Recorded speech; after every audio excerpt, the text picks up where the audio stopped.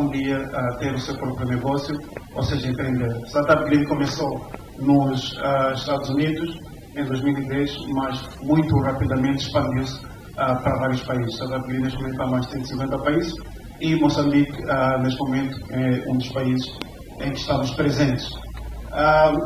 Como dizia a segunda edição, primeira edição tivemos a presença do David.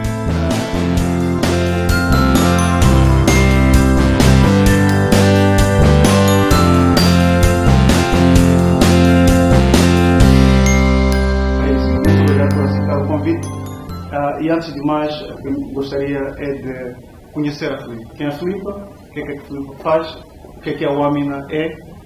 Importante para o público perceber. Ok. O meu nome é Filipe. Eu comecei a Amina há sensivelmente um ano atrás. Eu vou falar um bocadinho sobre a minha experiência pessoal que me trouxe até este ponto e que me levou a começar a empresa, que tem tudo a ver com os pensos higiênicos, não é?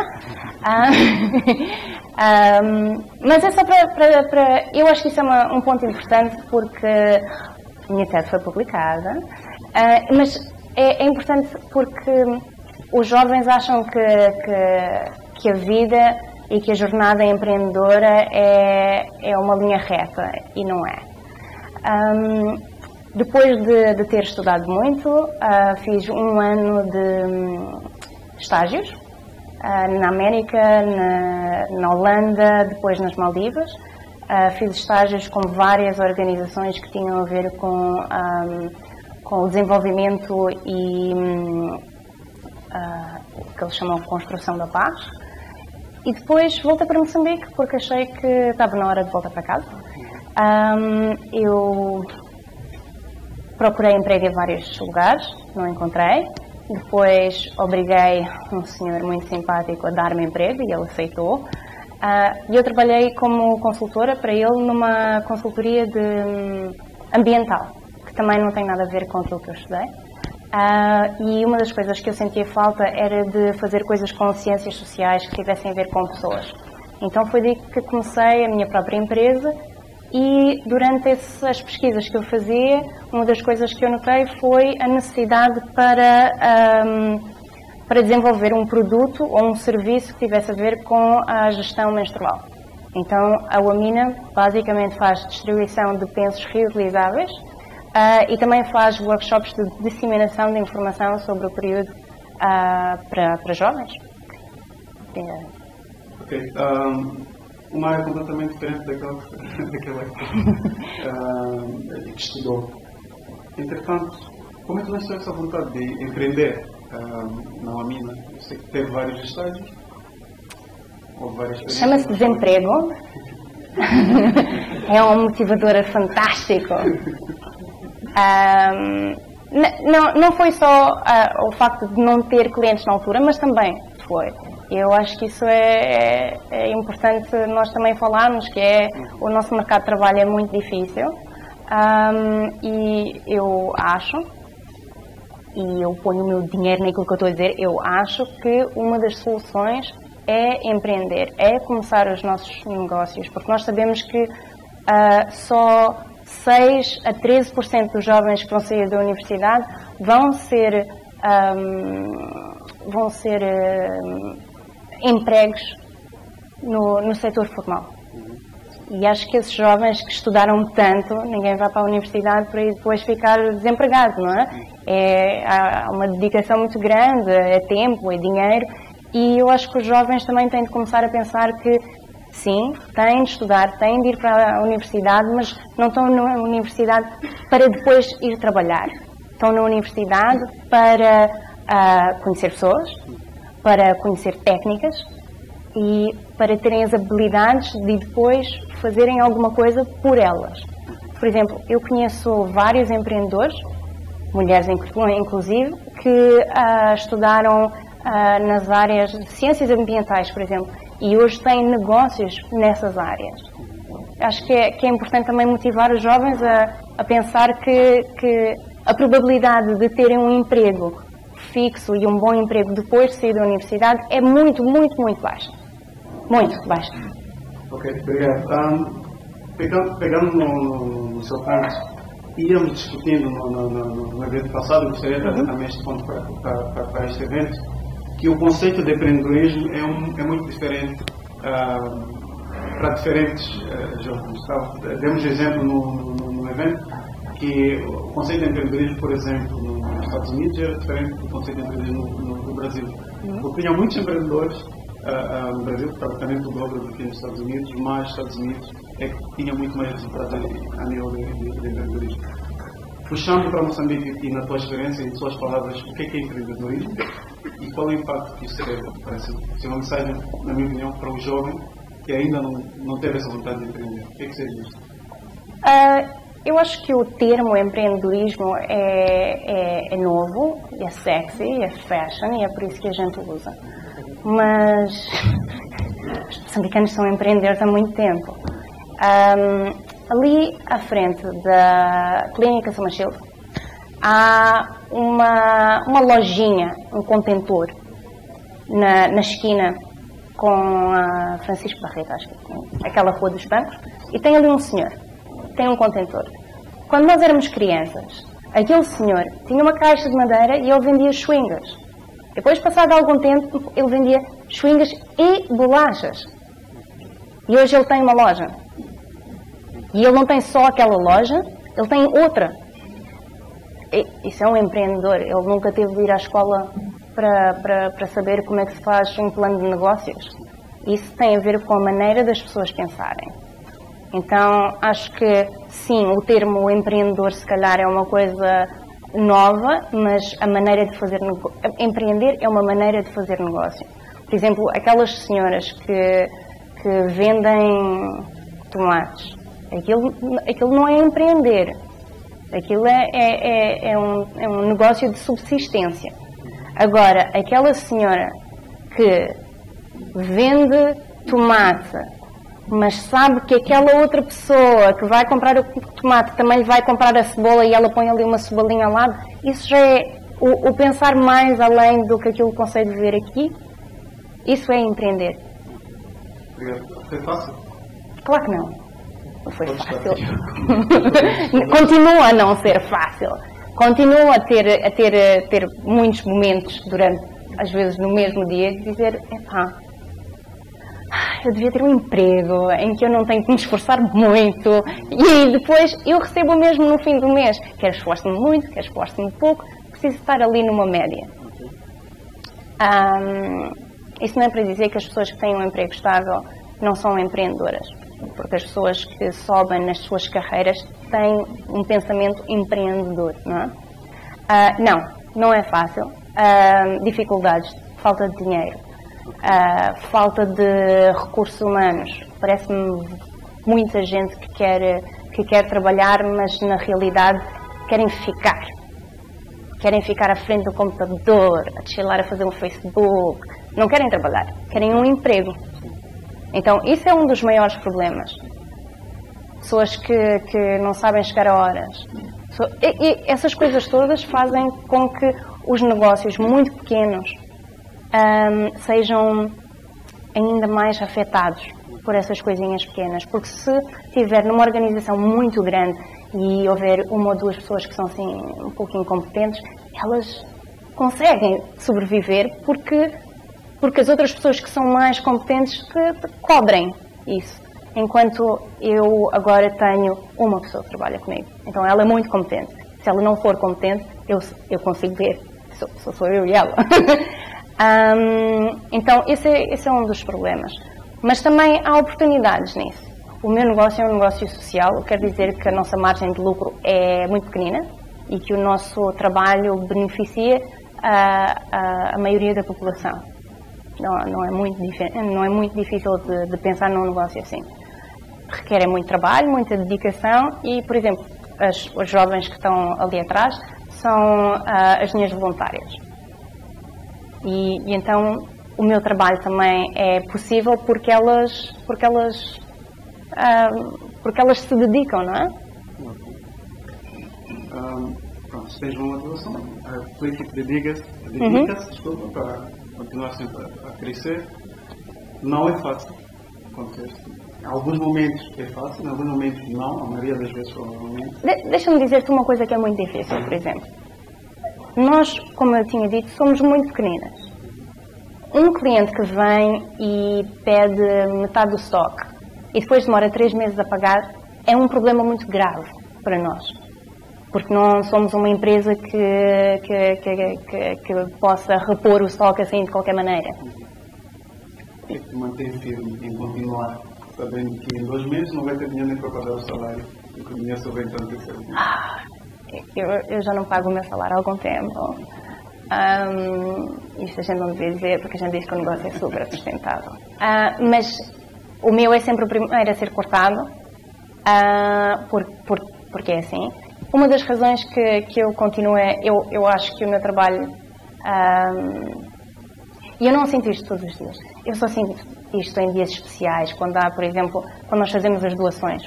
As doações funcionam da seguinte maneira: aquelas jovens que estão ali sentadas, elas angariam os fundos, elas vendem coisas que dizem uma mina, e é assim que elas fazem parte do projeto, elas depois compram os pensos. E nós damos a orientação de como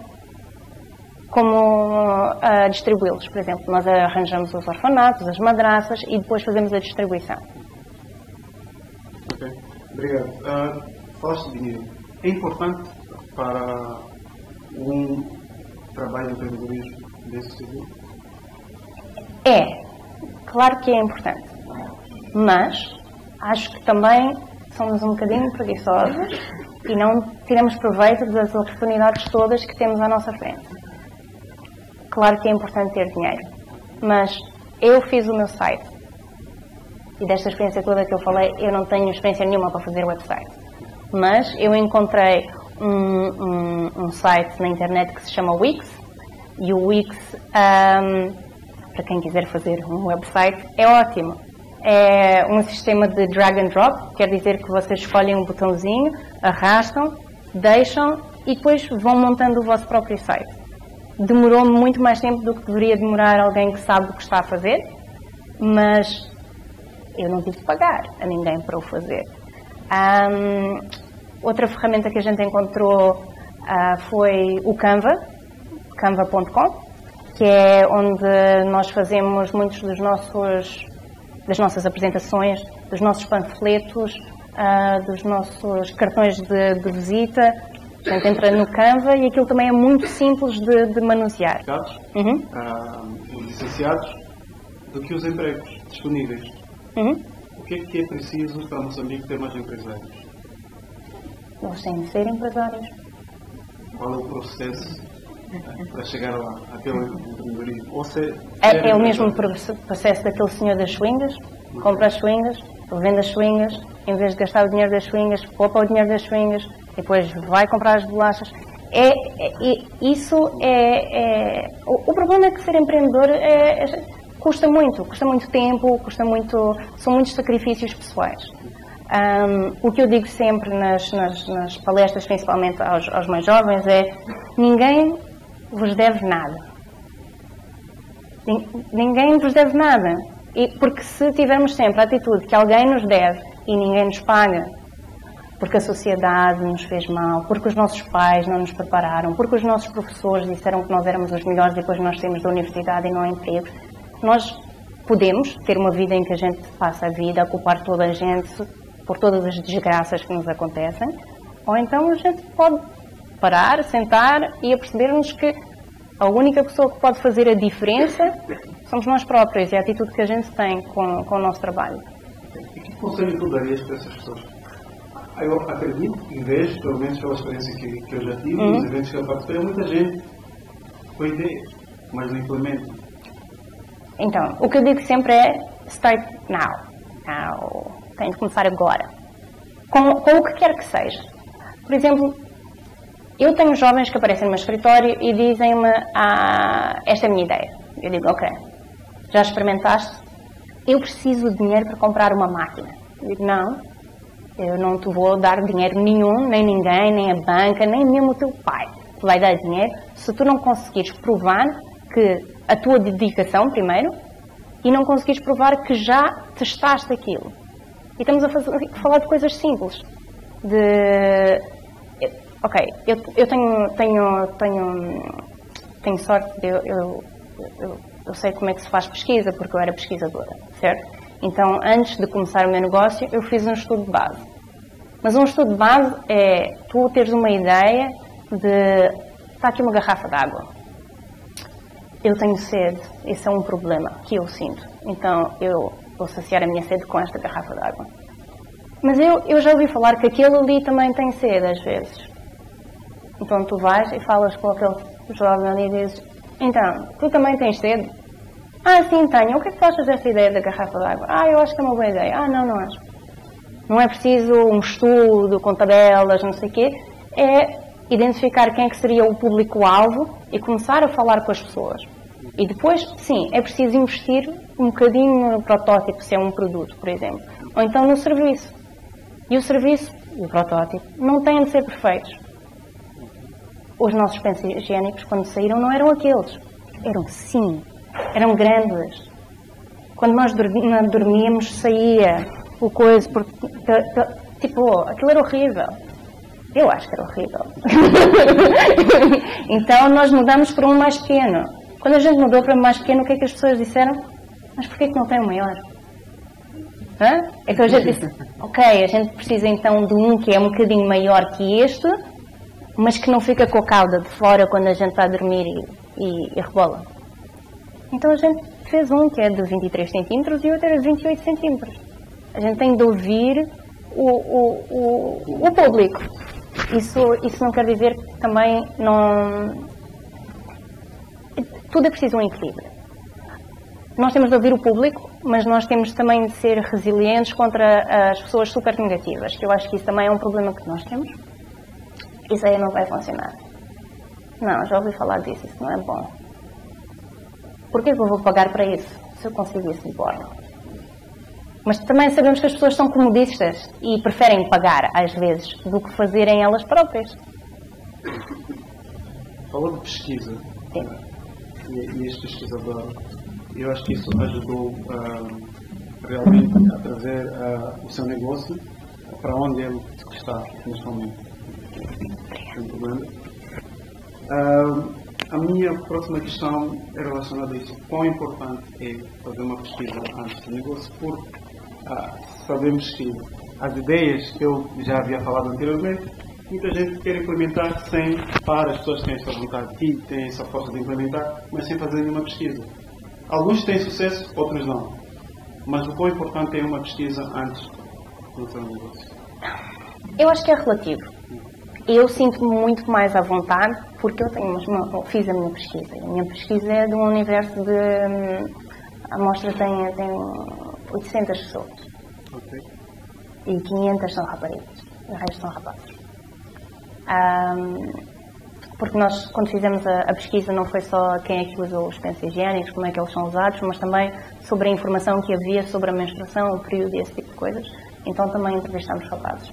Também por uma razão técnica, que era, nós fizemos nas escolas e ficava muito difícil separar os rapazes das raparigas naquela uma hora que nos era acessível. Pesquisa é importante, o plano de negócios também é importante, mas isso não deve ser um obstáculo para nós que conseguimos fazer as coisas, não é? Por isso é importante. Agora, não é importante se é o que te está a bloquear para tu não conseguires ir andar para a frente com a tua ideia. Uma pesquisa, ok, como eu disse anteriormente, eu sou pesquisadora, 800 pessoas, não foi assim tão difícil. Eu só tinha 3 ajudantes e eram todos rapazes. Isto é uma coisa muito triste de se dizer, porque eu tinha raparigas, mas só que elas... vai ser muito difícil, então não nos apetece fazer. Okay. E isto é uma crítica, uma autocrítica como mulher, é que às vezes as mulheres também elas próprias se bloqueiam de andar para a frente com certos projetos, principalmente na vida profissional. Por isso, é só andar para a frente. Eu fiz com 800 pessoas. Se tu tiveres uma ideia minimamente, deves conhecer quantas pessoas é que tu tens no teu Facebook.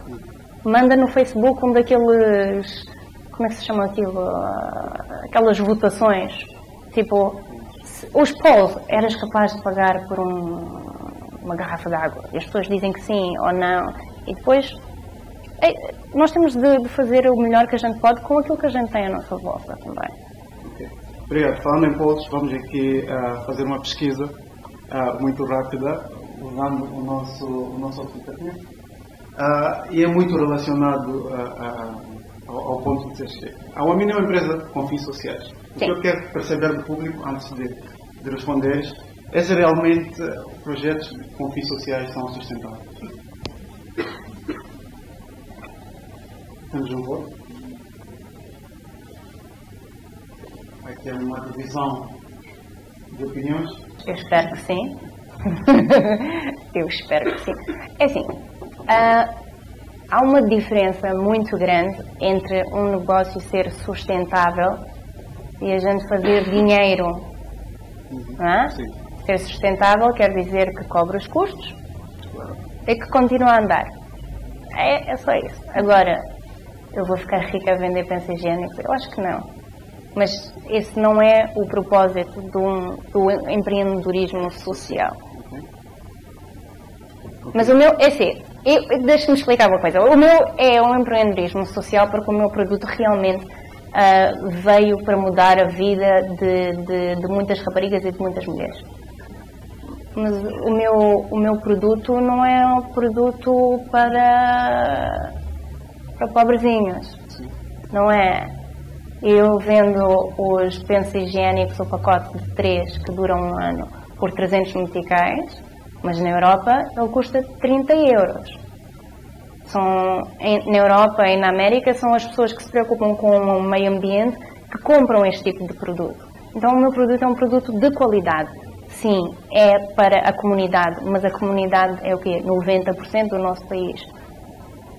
Então, se há algum conselho que eu tenho para os jovens é apostar nesse mercado, em que é um jogo de números. Uhum.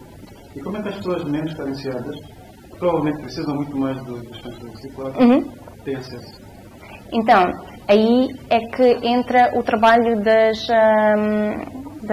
jovens, porque nós em conjunto, identificamos grupos de raparigas que tenham necessidades e que, mesmo o preço dos pensos sendo muito mais barato, não conseguem comprar os pensos, e nós fazemos o donativo. Mas nós fizemos o donativo porque a gente vendeu os pensos a alguém e essa pessoa deu os pensos a essa rapariga. Não sou eu que ando a dar pensos às meninas. É o público. Nós é que juntamos os pensos todos e levamos para um sítio. Okay. Mas nós vendemos o penso a essa pessoa depois deposita. Nós arranjamos agora uma maneira diferente de o fazer, que é as cores da Omina é o rosa, azul e verde. Então nós temos umas pulseiras que são as pulseiras da Omina, que custam 100 meticais cada, e se você comprar uma pulseira, a gente dá um penso. Então há aquela coisa de, em vez da pessoa, porque antigamente quando nós começámos, e isto faz parte da trajetória e da mudança do negócio passando do tempo, nós tínhamos as pessoas compravam os pensos, agarravam nos pensos e punham num cesto a lapelas e depois iam-se embora. E aquilo era um bocado estranho e era um bocado difícil para os homens às vezes comprarem os pensos. Então o que a gente começou a fazer foi, quando você compra os pensos, em vez de estar aqui de um lado para o outro com os pensos no cesto, nós damos-lhe um brinde. E esse brinde faz com que você seja parte da família Omina. Homens compram pensos. Compram. Os meus melhores compradores são os homens. Okay. Porque é muito simples. A maneira que eu vendo os pensos eu preciso de uma calculadora porque números é só mesmo com uma calculadora. Tens uma calculadora aí? Tenho. Ok, põe lá. Alguém aqui quer me dizer quanto é que gasta em pensos por mês? Mais ou menos. 180 por mês? 180. Okay. Yeah? Vamos com 180 ali daquela senhora. Agora, vezes 12, porque ela tem o período de 12 vezes por ano. Quanto é que é? 2.160. É. Os meus pensos são 300 meticais. E depois a minha pergunta para o senhor é: quantas filhas é que você tem? Quantas mulheres e namoradas é que você tem? E depois a gente começa a fazer as contas. No outro dia fizemos umas contas parecidas numa madraça. A linha de questionário não era a mesma, obviamente, mas estávamos a calcular em termos de lixo. E nós chegámos à conclusão que naquela madraça, se as 155 raparigas tiverem na idade da menstruação, elas gastam 22 mil pensos por ano. E elas têm de pôr esses pensos num buraco. Certo? Então, isso é outra componente que é uma mais-valia no nosso produto. No nosso produto, sim. Ok. Focando na parte dos homens. Homens, sim. Compram pensos. Já percebi. Entretanto, falamos das meninas. Posso te interromper aqui para dizer uma coisa que... Eu lido com muitos tabus da nossa sociedade. E houve um que eu já tinha ouvido falar dele na minha pesquisa bibliográfica. E há certas coisas que a gente sabe que as pessoas dizem nessas pesquisas que é para dar um boost, né, ao trabalho que eles estão a fazer. E uma dessas coisas era raparigas que se prostituíam para comprar pensos higiênicos. Então lá fui eu a fazer as perguntas que a gente faz e não sei o quê. E realmente nós encontramos raparigas que se prostituíam por pensos higiênicos. Né? Então, o homem continua a ter um grande poder de compra e de decisão em casa. Então, é por isso que o homem também é parte da solução para este problema. É por isso que nós falamos com os rapazes também. É por isso que na nossa amostra, que era muito maior de 800 pessoas, também tinha senhores que aceitaram responder ao questionário, e eles diziam que sim, acreditavam que os filhos, até os rapazes, deveriam aprender sobre o período e a menstruação, desde que não fosse em casa. Eu depois tenho de lidar com isso, que é, as pessoas dizem, em casa a gente não quer falar sobre isso porque essas coisas aprendem-se na escola. E na escola os professores dizem, essas coisas devem ser os pais em casa a trabalhar, a fazer. O que deixa um vácuo muito grande, em que a gente também tem as raparigas que depois têm vergonha de pedir dinheiro, não só uma vez, mas todos os meses. E qual é a sua opinião em relação a isso? Se realmente tem que ser na escola ou em casa? Onde é que realmente deve começar este assunto? Não a mina. Não a mina. Nós identificamos um déficit no mercado e agora estamos a preenchê-lo. Nós fazemos os workshops porque são duas coisas. Vai de encontro a um dos nossos objetivos sociais, que é a educação e a capacitação dos jovens, e o outro é a promoção dos pensos. Não é? É lógico. Agora, se deve ser em casa ou na escola, não sei, mas tem de acontecer. Tem de acontecer. Nós encorajamos sempre, quando fazemos workshops com senhoras mais velhas, encorajamos sempre que elas falem com as suas filhas, mas nem sempre é o caso, nem sempre as senhoras têm essa vontade e essa abertura para falar com as filhas, e nós também não podemos obrigar a escola a fazê-lo se eles não o querem fazer, porque estuda-se biologia no ensino moçambicano, não é? Estuda-se. Mas muitos dos professores escolhem não dar essas matérias, não falar sobre essas coisas aprofundadamente. No seu caso, tem uma vasta experiência fora de Moçambique, viajou para vários países. Tem alguma opinião de como é que se trata este tipo de assuntos? Principalmente onde passou a maior parte do tempo? Eu tenho opiniões muito fortes sobre isso. Assim, eu acho que não há felicidade nenhuma em extremo nenhum. Então, termos raparigas que são completamente ignorantes no que diz respeito à menstruação, ao período, como é que elas devem gerir a sua higiene durante esse processo completamente natural. Não é bom. O movimento que a gente tem agora na Europa e na América, em que há mulheres a fazerem quadros com o seu sangue menstrual, eu acho que isso é um nojo. Acho que isso é um desfavor, é um desfavor àquilo que a gente está a tentar fazer, ok? Então acho que uma coisa é as jovens e os jovens saberem o que esperar. A senhora está a abanar a cabeça. É horrível, é horrível. Mas há uma onda agora das hiperfeministas, porque eu recuso-me a chamá-las de feministas. São estas hiperfeministas que odeiam tudo e todos e que acham que nós temos de sangrar livremente. Eu acho isso horrível, não encaixa com a minha maneira de estar. Eu acho que não deveria ser um tabu, o período não deveria ser um tabu, mas não quer dizer que tenha de estar exposto para toda a gente ver. A gente nem caga. Mas não andamos aí com olhos... Mas não andamos aí a mostrar tudo o que fazemos porque é natural. As coisas podem ser naturais, mas não quer dizer que a gente tem de as tratar dessa maneira tão libertina. Não? Isso, eu não concordo, mas também é uma opinião pessoal. Ok, muito obrigado. Ainda na questão dos homens, sim. Antes de responder, tenho uma questão que é para o público. Vamos. Os homens são os que compram mais, mas para os produtos da Omnia, acham que os homens conseguem vender produtos da Omnia? Tem muitas meninas que não têm homens que vendem, certo? Guilherme, levanta-te lá. Não, o outro.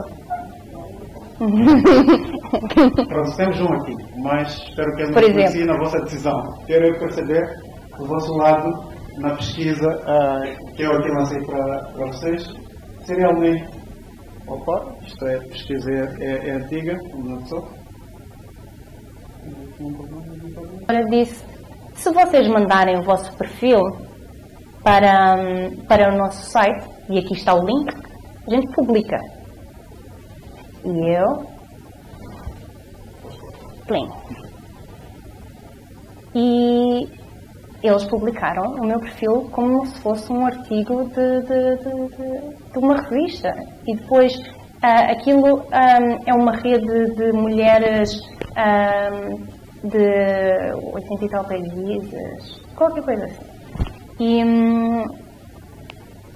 é este tipo de exposição que depois ajuda também as pessoas a conhecerem os objetivos. Então, isto é para dizer, eu estava nessa sessão e acho que estavam mais, talvez 60 mulheres. Só eu e uma colega minha é que mandámos o perfil. 2 pessoas. E aquilo era de borla, a senhora deu-nos toda a informação, deu-nos tudo. Mas só houveram 2 pessoas que tiraram proveito da oportunidade. Então, isso é o que eu estou a dizer, de nós temos de olhar à nossa volta e de ver quais é que são as oportunidades. E transformar coisas em oportunidades também. Mesmo quando não há, a gente tem de tentar fazer uma ligação. Antes de começarmos, houve um senhor que se aproximou da nossa mesa, estava a falar, não sei o que, eu faço som. O meu companheiro também faz som. E eu, olha, fazem som os dois, olhem os dois, não fazem som, conversem. Então é essa a atitude que eu acho que nós devemos ter. Não temos de monetizar todas as oportunidades, nem todas as interações. Eu quero dizer que a gente não pode estar sempre a olhar, a falar com as pessoas, a pensar, posso ou não fazer dinheiro, certo? Mas devemos estar sempre a capitalizar. Quer dizer, esta interação a gente pode levá-la para outro nível. Aquela pessoa se calhar precisa de ajuda nisto e nisto, que para mim é fácil de lhe dar... Às vezes as pessoas só precisam de que lhes digam, ser em frente, estás a fazer um bom trabalho, que é importante, principalmente nesta vida de empreendedorismo, que é uma coisa muito solitária. Então isso capitalizar, porque aquela pessoa depois também vai se lembrar desse apoio que nós lhes demos, por exemplo. Porque para nós foi só uma palavra amiga, enquanto para outra pessoa, se está a passar realmente por um mau bocado, é uma coisa muito forte. Então, isso é o que eu digo de capitalizar em todas as interações. Não monetizar, mas capitalizar. Ok, obrigado. Estou a ver que já tem algumas respostas, não sei se os nossos humanos técnicos estão resolvidos. Pronto, não foram. Entretanto, eu depois envio aqui a resposta e depois envio o seu parecer para aqui. Gostaria de saber como é que vê a Olamina no próximo ano. Então, o que eu gostaria... O próximo ano é daqui a 6 meses, então... 2017. Exatamente. Eu acho que nós vamos lançar uma campanha agora de Natal muito forte. Nós já começamos a fazer trabalho com empresas, uma delas é uma empresa de segurança, que comprou os pensos para dar às suas trabalhadoras no Dia das Mulheres, ou algo assim. Então, o que nós estamos a promover também são cabazes de higiene para mulheres, para o Natal, para as empresas darem às suas trabalhadoras e a pessoas que fazem parte da comunidade onde a empresa está inserida. Okay.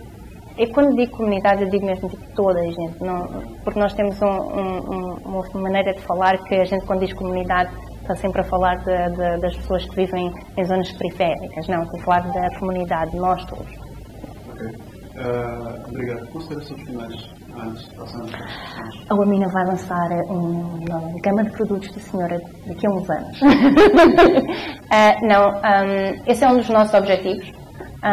Porque nós queremos nos focar no empoderamento da rapariga e da mulher e, a meu ver, parte desse empoderamento tem de ser feito por nós próprios. Agora, o que nós promovemos é o poder de escolha. Eu, quando vou às palestras, por exemplo, eu não digo que você tem de usar os meus pensos porque são os únicos pensos que lhe vão dar um período higiênico. Não. Eu mostro às pessoas as várias opções que há. Eu ensino as senhoras a porem tampões. Eu não tenho problemas nenhuns com isso. Agora, o que eu faço eu dou várias escolhas. Eu acho que isso é o primeiro passo de empoderamento. É as pessoas terem escolhas, terem de aprender a medir quais é que são os prós e os contras de cada escolha para tomarem o passo seguinte. Que parece uma coisa muito, muito fútil quando estamos a falar de produtos de beleza, mas é esse tipo de pensamento que depois eu espero que essas raparigas e mulheres tenham noutras decisões mais importantes nas vidas delas, em quero ou não quero ter sexo com esta pessoa, quero ou não quero usar o preservativo. Esse tipo de exercício mental de medir as consequências de cada escolha é o que eu quero que a Olamina transmita. Muito obrigado, Felipe. Antes de passarmos para as questões, gostaria antes de agradecer os parceiros deste evento, na qual são a Corpo Lab, o Hotel Cardoso, que disponibilizou o espaço para que esse evento fosse possível, a Silo Creative, a Mac Zoom, que é pegar a minha cábula, a Olamina, a Big e a Google. São os parceiros desse evento. E para já nós vamos passar aqui para questões, mas o público foi aqui um bocado proativo, porque a aplicação que nós tinha um espaço de questões e verifiquei aqui no meu celular que receberam algumas questões. Okay. Algumas são anónimas, houve votos, ou seja, as questões com mais votos aparecem mais acima, ou seja, são as principais, que as pessoas gostariam de ter a resposta. Entretanto, o facto de ser anónimo não quer dizer que a pessoa pode não querer se apresentar. Então, eu vou fazer a questão para eu perguntar se a pessoa gostaria de se apresentar. A primeira questão é: quais são as estratégias para usar o seu produto como catalisador da mudança social, no que diz respeito à valorização da rapariga e mulher? Está como anónimo, mas Gostaria de apresentar a pessoa que fez essa questão. Ok? Como é que se chama? Eu trago o microfone.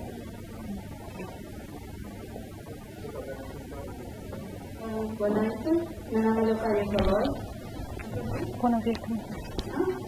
Não, estou a dizer a uma das minhas queridas estagiárias para vir aqui e ajudar com o microfone. Meu nome é Leocádia Valor. Prazer. Eu gostava de perceber como é que nós podemos usar o fato de haver um penso de gênero e haver esse debate tão aberto acerca do uso de penso, incluindo homens, mulheres, igrejas. Como é que nós podemos usar isso para criar talvez um mundo melhor no que diz respeito à valorização da rapariga, da mulher, e quebrar alguns tabus que fomentam violência baseada em gênero, por exemplo? Eu acho que essa é uma pergunta muito relevante, porque uma das coisas que a gente tem conseguido fazer é... Quando nós fazemos as palestras, nós falamos sobre a higiene pessoal, principalmente quando temos rapazes, mas também da higiene menstrual, certo? Porque esse é o nosso objetivo. Mas, ao falarmos sobre estes assuntos, nós já reparamos que criamos um espaço em que as pessoas se sentem à vontade para falar sobre outros assuntos. Então, uma coisa muito curiosa foi uma senhora que no outro dia veio ter comigo e disse: teve a dar uma palestra na Escola Internacional, não teve? Sim. Não sabia que era você, porque quando a minha filha chegou a casa, disse que teve alguém lá na escola a falar sobre sexo hoje. Porque o que aconteceu foi, nós começámos a falar sobre o aparelho reprodutor e essas coisas todas, e depois as perguntas das raparigas começaram a entrar para um lado de educação sexual e reprodutiva. E nós temos essa informação e não deixamos de lhes dar. O que quer dizer que as pessoas fazem do nosso workshop aquilo que elas querem. Então o que a gente quer fazer é dar aquilo que agora está muito na moda, que são os safe spaces, para se discutir vários assuntos. Quando tivemos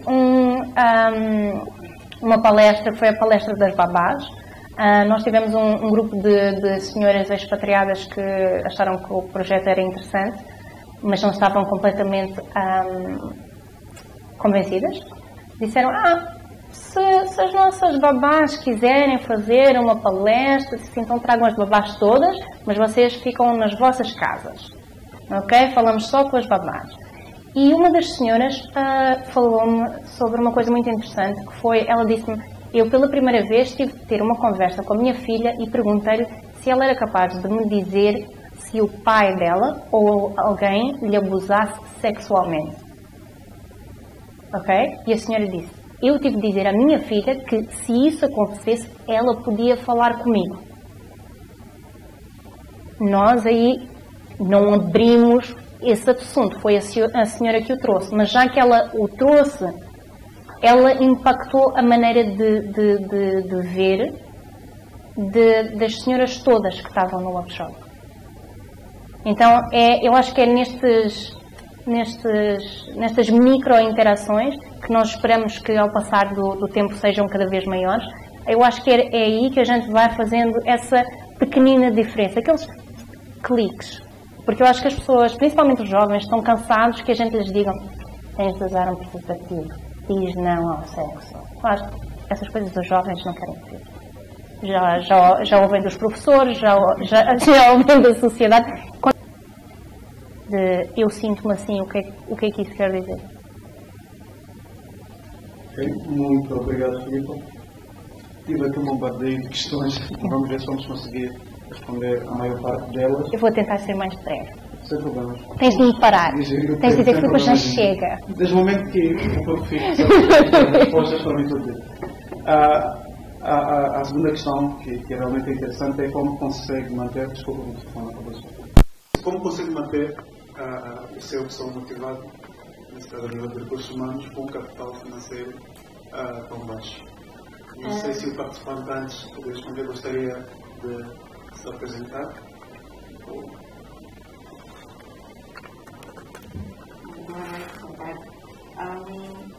Sendo voluntário, eu vou fazer algo que queres fazer por alguma causa. Eu acredito na causa da vida, eu também sou rapariga.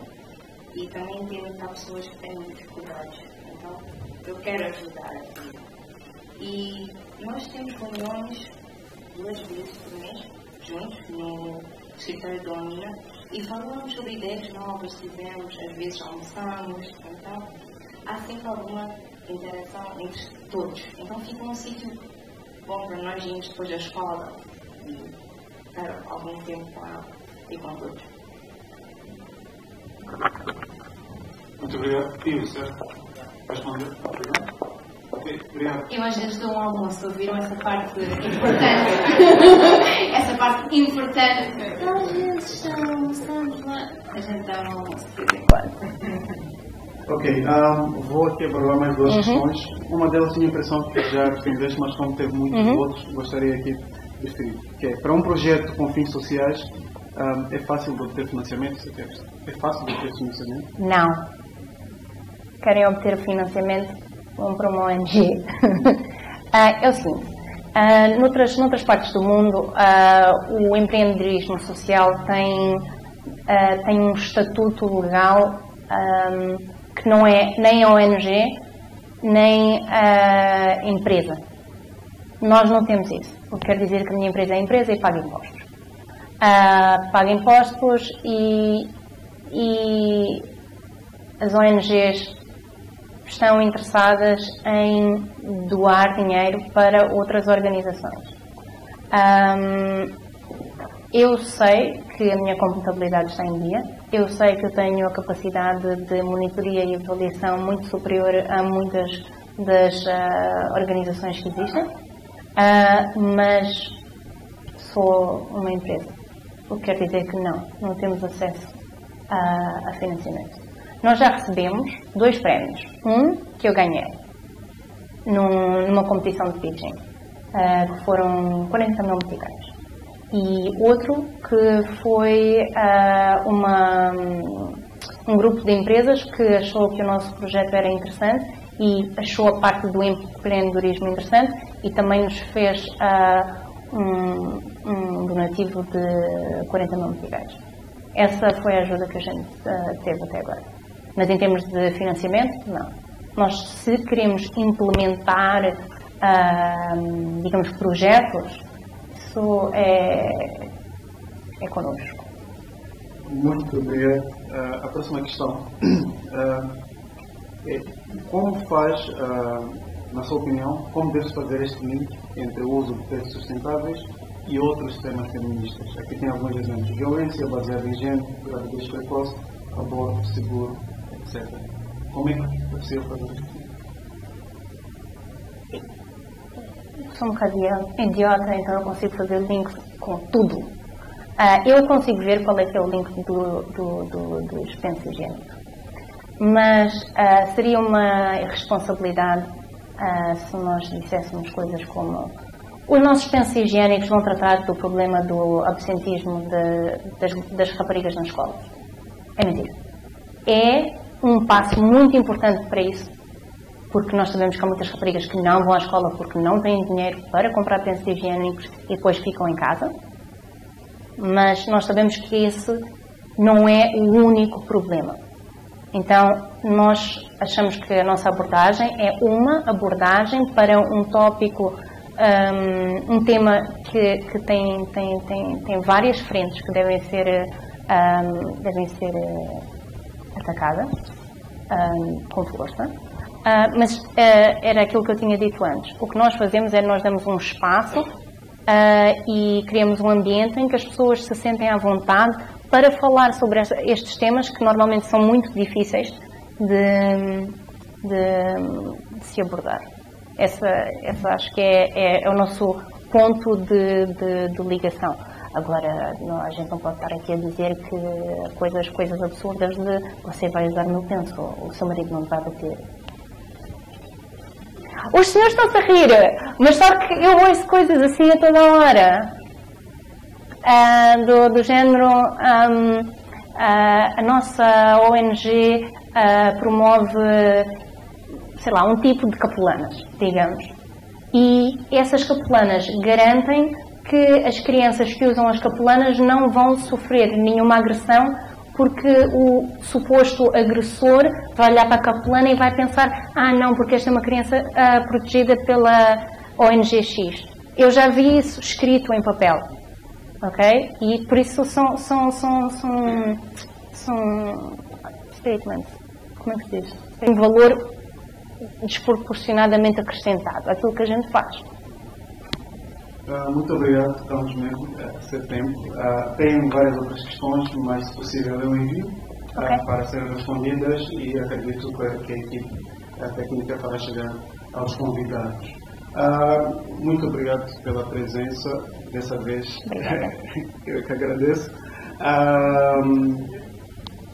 Estivemos aqui com a Filipa Carreira, partilhou um bocado a sua experiência a nível da OMINA, mas também como é que ela entrou neste ramo de empreendedorismo. Partilhou também aqui alguns conselhos que, para jovens que têm esta vontade de entrar no ramo de empreendedorismo. Nós vamos terminar por aqui, vamos passar para o coffee break, o evento ainda não terminou. As questões que ainda não foram respondidas, acredito que ainda é possível serem respondidas, e neste momento eu vou chamar o diretor deste evento, que é o Manuel Mendonça, para poder aqui tecer algumas palavras e convidar esta pessoa. Posso agradecer também a todos vocês que tiveram esta noite tão interessante. Obrigada.